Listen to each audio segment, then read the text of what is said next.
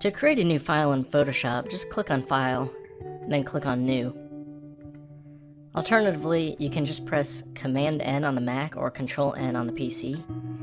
You'll notice that this shortcut is included to the right of the name of the command. A lot of the functions have shortcuts, and learning them as we go along can really improve your efficiency. After clicking New, we get a dialog that includes a few options such as size and resolution.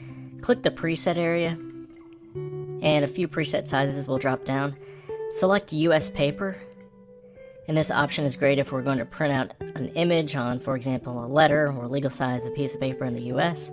We can also select international paper, and there's a few international standard sizes. The photo preset has a few standard photo sizes, and there are also some preset sizes for designers creating an image for phone apps, video presets, and there are even presets for creating icons on desktop computers or mobile applications. I like to go to web presets, especially if I'm creating an image that's for a website or is going to be used online. It really depends on what you're using Photoshop for, whether for print, mobile app image, editing a photo, or creating an image for a website. Under web, there are a few preset sizes, and you'll notice the resolution changes between these options along with the sizes. For print, especially larger prints and where people will be closer to the final printed product, we're going to want a higher PPI than, say, for a web image. PPI refers to pixels per inch. Of course, we can create a custom size by typing in the specific width and height dimensions. If you create an image larger than your screen resolution, you will need to scroll to see the entire image or zoom out beyond 100% view. So I'm going to leave mine around this size, 1920 by 1080, but I'm going to make the width 2000 pixels. Notice on the right we have Save Preset.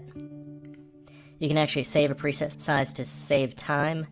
If you have a specific size file that you'll be needing, whether it be for a photo edit, a print advertisement, a web banner advertisement, or a background image for a web video, just enter a name and that indicates what it'd be used for, and optionally include the size as well. And you just click OK to add it. I am going to click OK now to create the image. Notice in the top left hand corner it says 66.7%. That indicates what view we're at. So to get to 100% view, we'd go to View, 100%. This brings us to my next lecture, which focuses on zooming and navigating around the image.